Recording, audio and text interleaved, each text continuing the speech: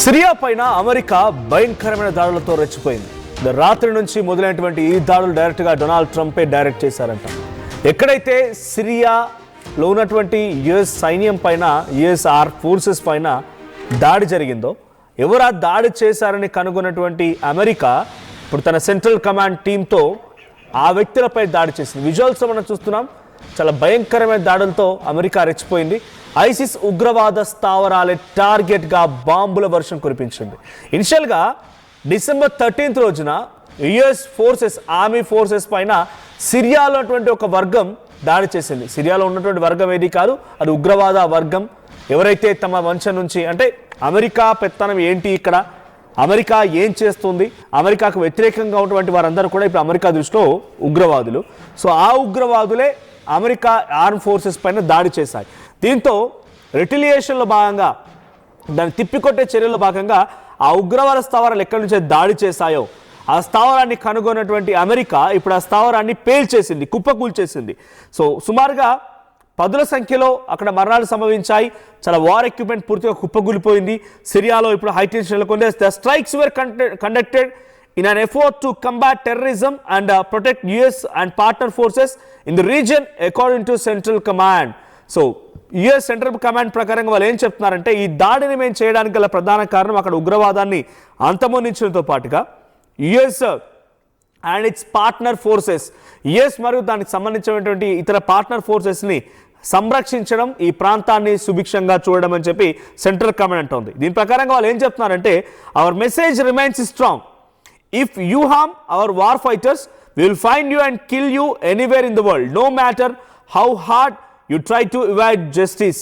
So మీరు మా fire fighters పైన, లేకపోతే మా ఆర్మీ సైన్యం పైన, వార్ ఫైటర్స్ పైన కనుక దాడి చేస్తే ప్రపంచంలో ఎక్కడున్నా సరే వెతికి మరీ హతమారుస్తామనేటువంటి ఒక స్ట్రాంగ్ మెసేజ్ని మేము పంపించగలిగామని సెంట్రల్ కమాండ్ టీమ్స్ చెప్తూ ఉన్నాయి.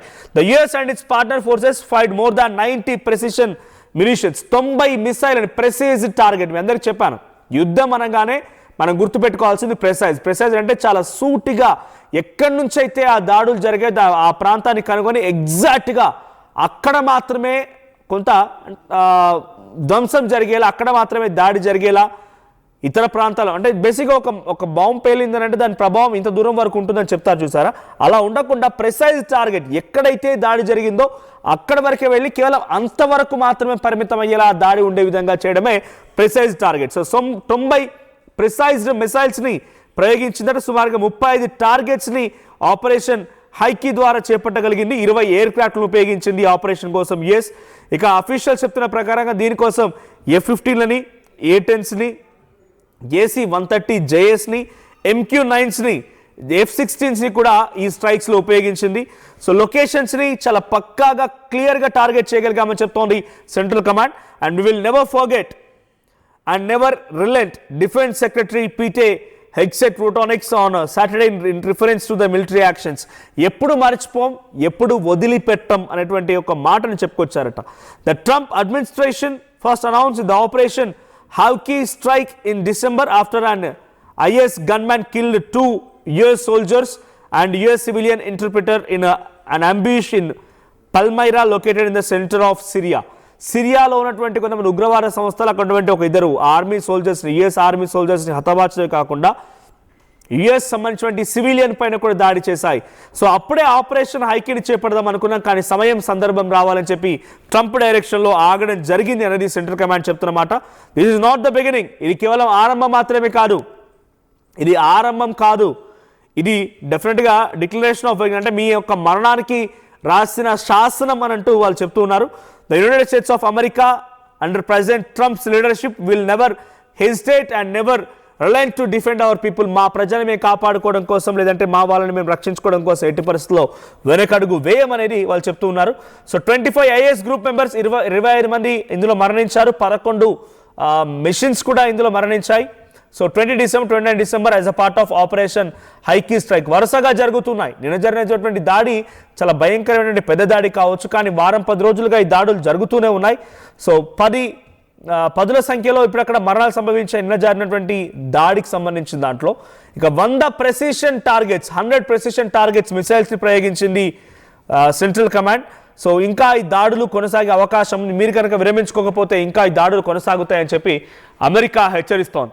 ఆపరేషన్ హ్యాకై స్ట్రైక్ పేరుతో అమెరికా ఈ దాడులు కొనసాగిస్తోంది.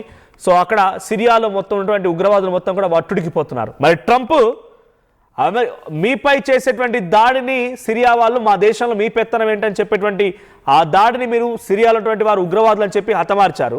మరి భారతదేశంలో జరిగినటువంటి దాడులన్నింటికి పాకిస్తానే కారణం అంటే వాళ్ళని సంకలో వేసుకొని తిరుగుతున్నావే.